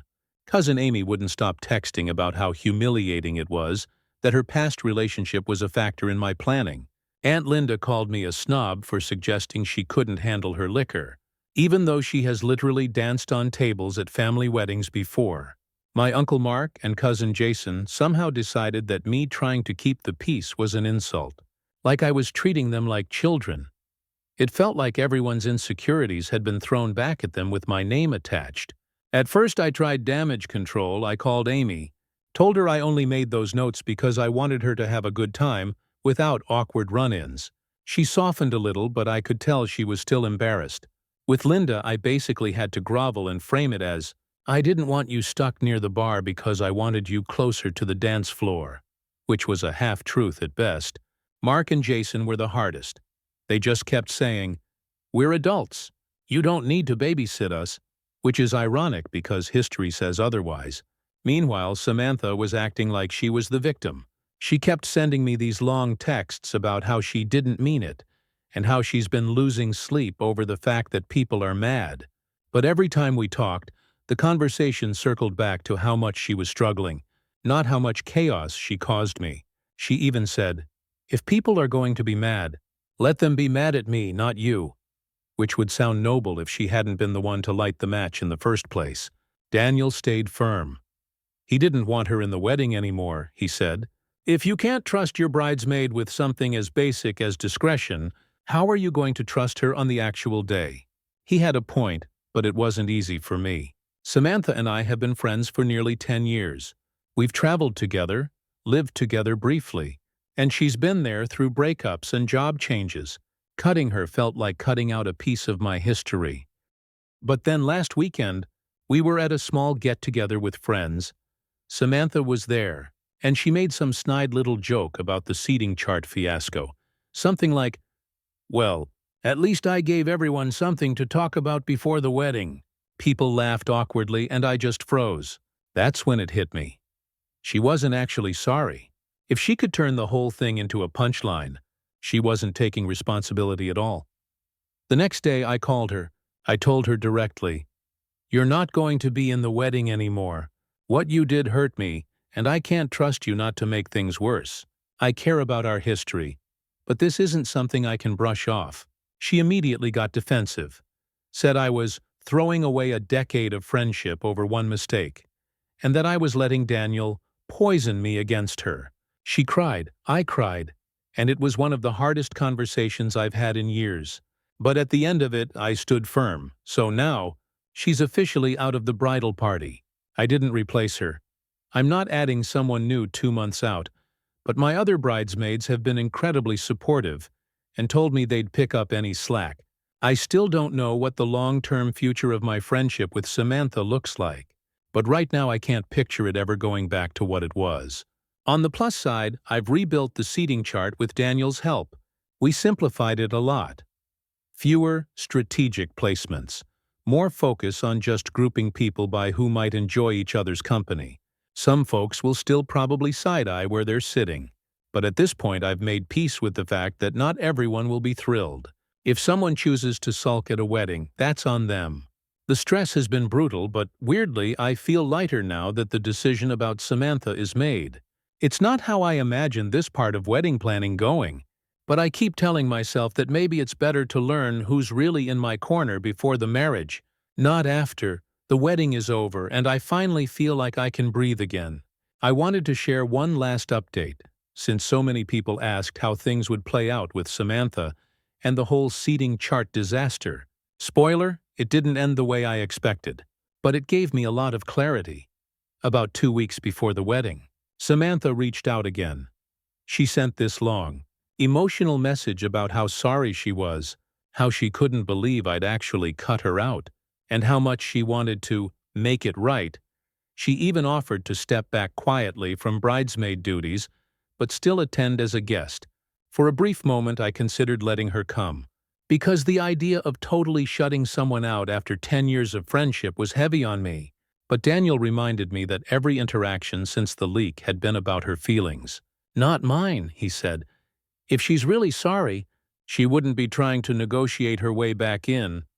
He was right. I told her I wasn't comfortable having her at the wedding at all. She never responded. On the actual day, I was nervous she might show up anyway. My stomach was in knots when we started the ceremony, but she never appeared. What I didn't know until later was that she had posted some vague, cryptic status on Facebook that morning about losing people who meant the world to me because they chose sides. A few mutual friends mentioned it, but honestly, it just confirmed that I'd made the right decision. The wedding itself, though? It was everything I wanted it to be. The new seating chart worked out fine. Mark and Jason didn't kill each other. Amy managed to laugh and enjoy herself. And Aunt Linda absolutely tore up the dance floor, but in a way that was fun, not embarrassing. People were actually joking about the drama, like, "Guess I didn't make the boring table after all." But no one seemed genuinely upset anymore. The focus shifted back to celebrating, which is all I ever wanted. At the reception, I had this moment where I just looked around the room at everyone laughing, eating, and dancing. And I realized how close I'd come to letting Samantha's chaos overshadow everything. Instead, Daniel and I got to start our marriage surrounded by people who wanted to be there for us. That meant more than having one extra body in a matching dress after the wedding. I thought maybe Samantha would try one last time to reach out. But she hasn't.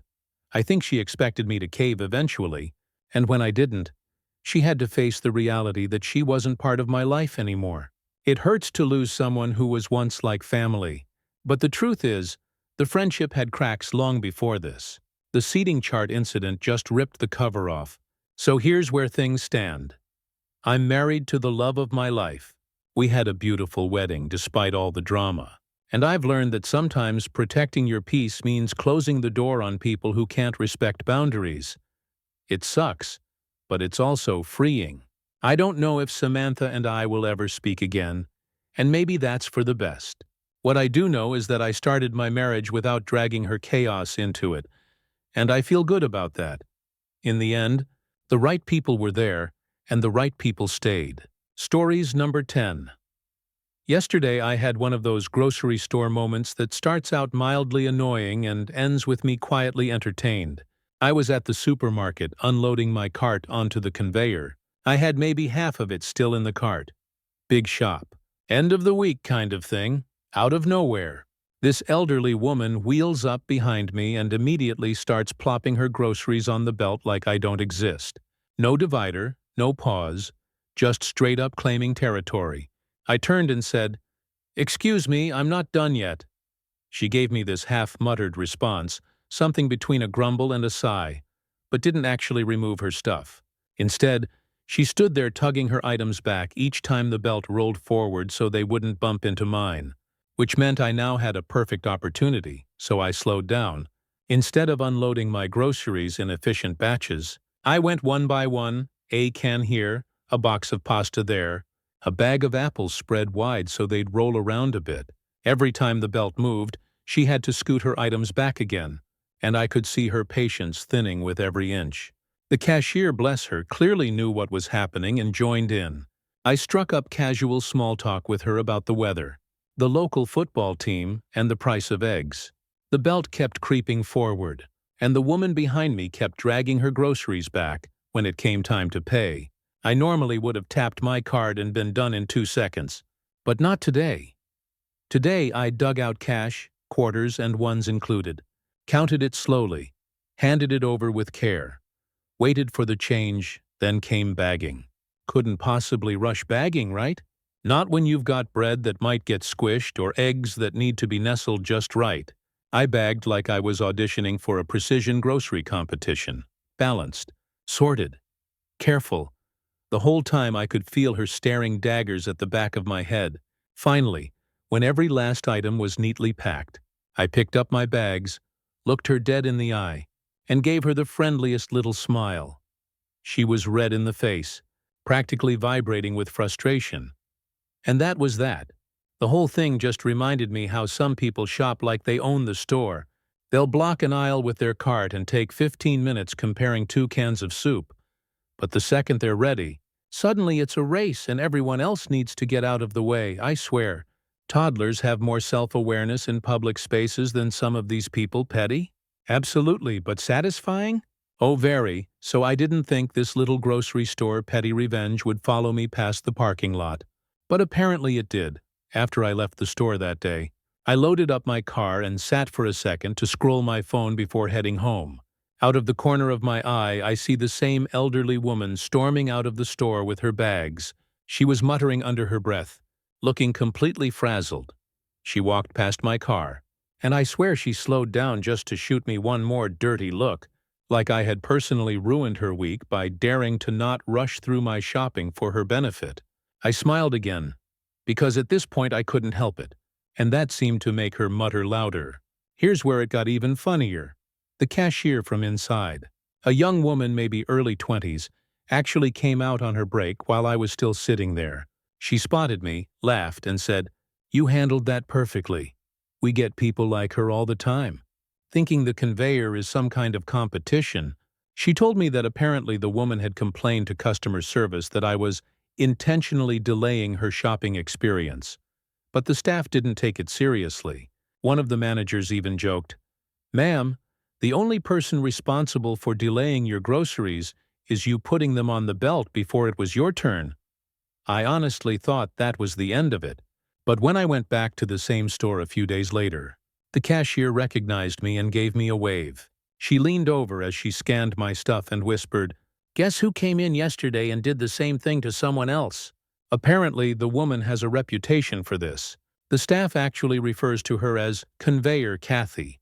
Knowing she's basically infamous in that store made me feel a lot better. It wasn't just me she tried to steamroll. She does this with everyone. The difference was, I happened to have the time and the mood to make her work for it. So now I've become a minor inside joke among the employees there. The cashier told me, "If we see you in line again with her, We're all coming over to watch. I didn't expect grocery shopping to turn into some kind of community theater, but honestly, I'll take it. If Conveyor Kathy tries it with me again, I might just start separating my items by category: produce, cans, frozen goods, all spaced out with big dramatic pauses in between. If she's going to insist on playing conveyor games, I might as well keep winning. All right, here's the final update to what has somehow become the most entertaining grocery store saga of my life. About 2 weeks after the original incident, I ran into Conveyor Kathy again. Same store, same routine. I had a decently full cart this time, and when I pulled into the checkout lane, I actually saw her already unloading her cart ahead of me. I thought, well, at least she's not behind me this time. No drama today. Ha! I should have known better. While she's putting her groceries on the belt, she actually turns around, spots me, and rolls her eyes. Like full-on exaggerated head-shaking, "Oh no, not you again" kind of eye roll. I wasn't even doing anything yet. I was literally just standing there with my cart. The cashier, same one who'd clued me in about her nickname, catches my eye and smirks. Clearly, we were both bracing ourselves, so Kathy finishes unloading her cart. And here's the kicker. She doesn't stop there. She actually tries to block the divider so I can't put my stuff down. She leaves her purse and a loaf of bread taking up the divider spot and pretends like she forgot. I waited a second, then just reached over and gently moved her bread aside, put the divider down, and started unloading. I did it slow, nice and steady. Just like before, she huffed so loudly it sounded like a cartoon, but the real finale? When it came time for her to pay, her card declined. Twice, she got flustered and started digging through her bag for cash. And remember how she looked at me like I was the villain in all this? Well, while she's scrambling, the cashier, barely containing laughter, says, "Don't worry, ma'am, take your time. The person behind you isn't in a rush. I swear I almost lost it." Kathy shot both of us a glare that could peel paint, slapped a crumpled wad of bills on the counter, and stormed out without even waiting for her receipt. After she left, the cashier and I both burst out laughing. She said, "That's probably the last time she'll pick a fight with you. You're her bad luck charm now." And honestly, I think she's right, because I've been back to that store several times since, and every time Kathy sees me in a lane, she switches lines. Doesn't matter if mine is shorter, she'll move across the store to avoid me. So yeah, I guess that's the end of my saga with Conveyor Kathy. I didn't plan on being her arch nemesis, but here we are. She tried to rush me once, and now she's the one running away. Life's little poetic justice. Okay, folks, I didn't think there'd be a true finale to my run-ins with Conveyor Kathy, but life had other plans. Buckle up, because this one had me laughing the entire drive home. A few nights ago, I ran into the grocery store pretty late.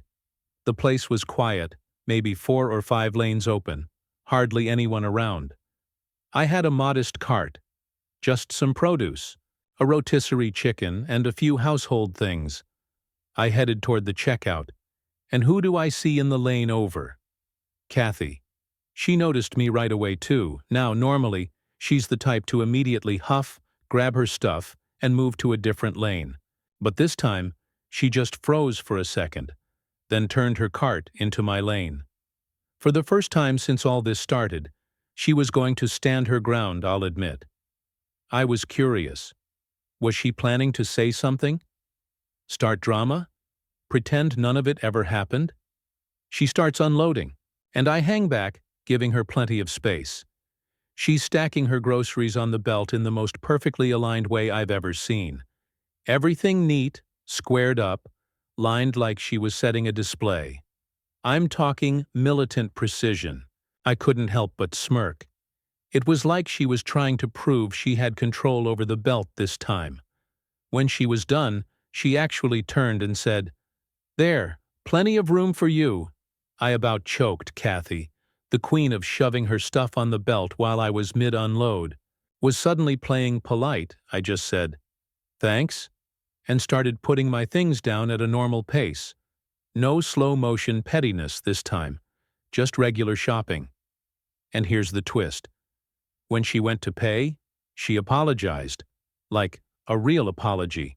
Kathy looked me in the eye and said, "You know, I shouldn't have been so pushy that first time. I get impatient. I'm sorry. I nearly dropped my wallet. The cashier," same one who's seen all of this go down over the months, looked stunned too. For a second it was like the store froze. Then the cashier gave me this little grin like, "You won," I told Kathy. "It's all good. We've both had our moments," which was true. She seemed relieved, nodded, and left without a fuss. So, that's it.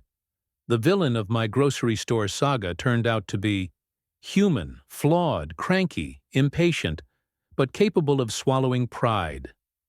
And honestly, that's the best ending I could have asked for.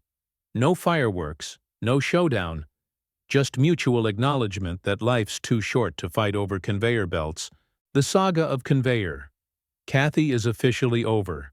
I never thought a checkout lane feud would take me on this journey. But here we are, and every time I walk into that store now, I wonder if she feels the same little pang of, "Oh no, not you again," that I do, followed by a grudging respect. Stories number 11. My teenage allergy scheme.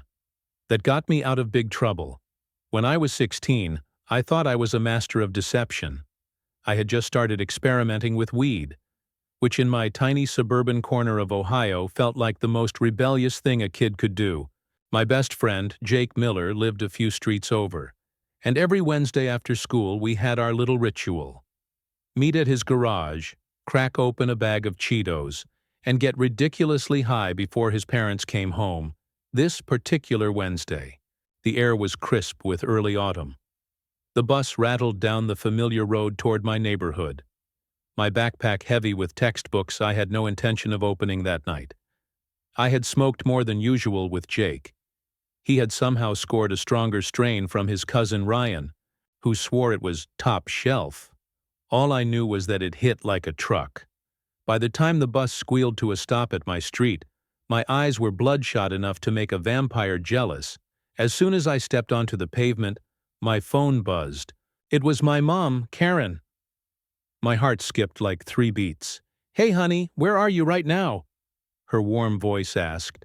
I swallowed, trying to sound casual even though my throat felt like it was coated in sandpaper. Just got off the bus. Mom, walking home now." "Great," she said.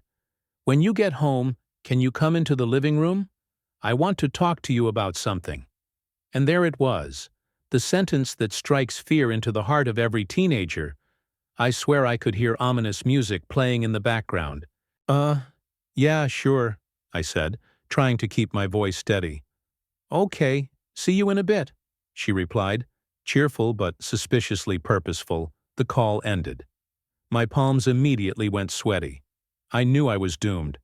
My mom might have been sweet and patient, but she wasn't stupid. My eyes were a dead giveaway. I needed a miracle and fast. That's when fate, or maybe sheer dumb luck, threw me a lifeline.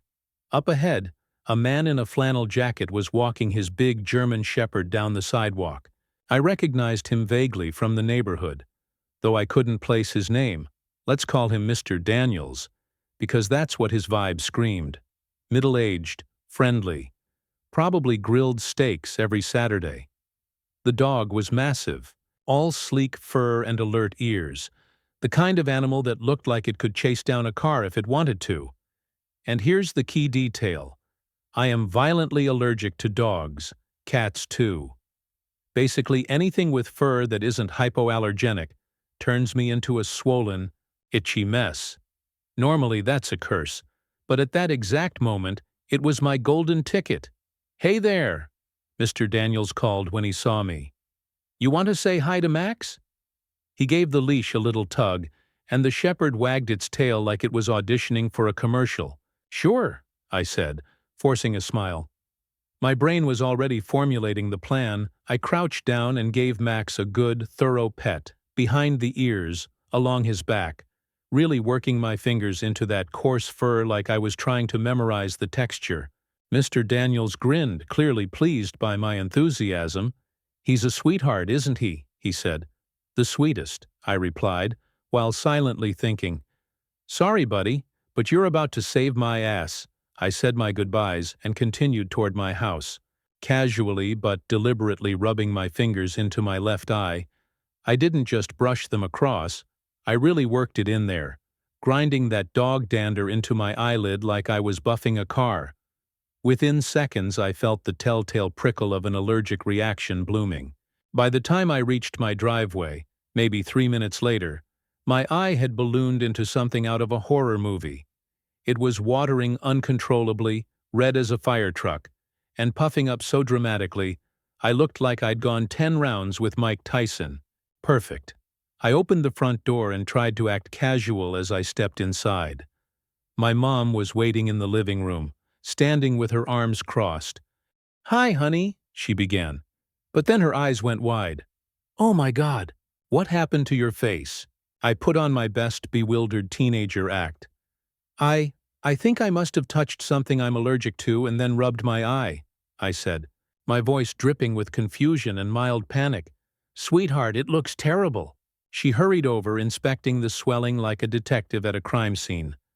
"Go to the bathroom right now and get a cold washcloth. Put it on your eye. Do you need Benadryl? Should we go to urgent care?" I shook my head, trying to look brave. No, I think it's okay. I'll just chill in my room for a bit. Maybe we can talk later?" Her face softened instantly. "Of course, honey. Go lie down. I'll get you a cool compress. Don't rub it anymore, okay?" "Thanks, Mom," I said, my voice small and pitiful. Inside, I was doing victory laps. I retreated to my room, closed the door, and collapsed onto my bed, heart still pounding from the adrenaline. The swelling was annoying, sure, but totally worth it.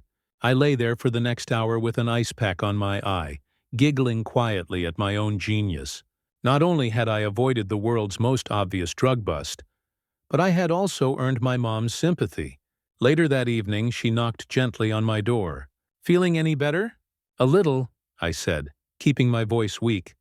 "Well, when you're up for it, I just wanted to talk about, college stuff, but it can wait." "College stuff?" College. She hadn't suspected a thing. Fast forward to now, I'm 33, living on my own, perfectly functional, and yes, my mom Karen eventually found out I smoked weed back in high school. I actually told her the whole story a few years ago during Thanksgiving dinner, and she laughed so hard she nearly choked on her mashed potatoes. "Only you would weaponize an allergy," she said, wiping tears from her eyes. "Jake, of course, still brings it up every time we hang out. 'Remember when you sacrificed your eyeball for the cause?' he'll say, and we both dissolve into laughter. It's wild to think that my terrible immune system, which has ruined countless picnics, dog-sitting gigs, and family visits, once saved me from what would have been the most awkward lecture of my teenage life. For one glorious afternoon, my allergies were my best friend, and to this day, whenever I see a German Shepherd, I can't help but grin and think, "Thanks, Max. You'll never know what you did for me." Update: the allergy lie comes back to bite me. In the funniest way. So, a lot of you asked if my mom ever found out the real reason behind my mystery swelling that day. Oh, she definitely knows now, and somehow the truth managed to spiral into a full-on family legend. About a year after I first told this story at Thanksgiving, my mom, Karen, decided it was too good to keep quiet. At first it was just a funny little anecdote she'd share with my older cousin Melissa when they were catching up over wine. But Melissa is basically a human megaphone. Within a month, half my extended family knew that teenage me had once weaponized a German Shepherd to hide a weed high.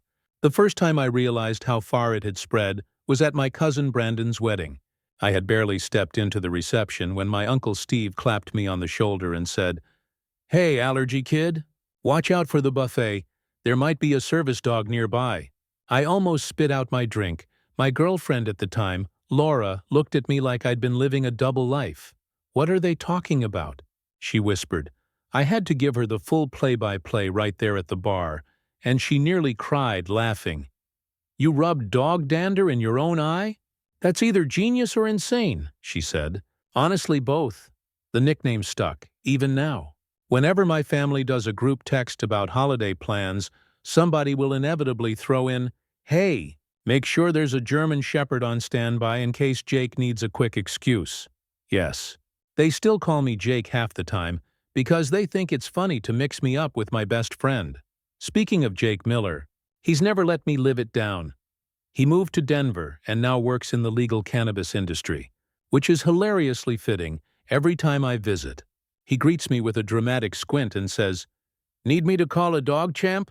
Last summer, he actually bought a novelty allergy bracelet that says, "Certified Weed Cover Story," and handed it to me like a friendship bracelet.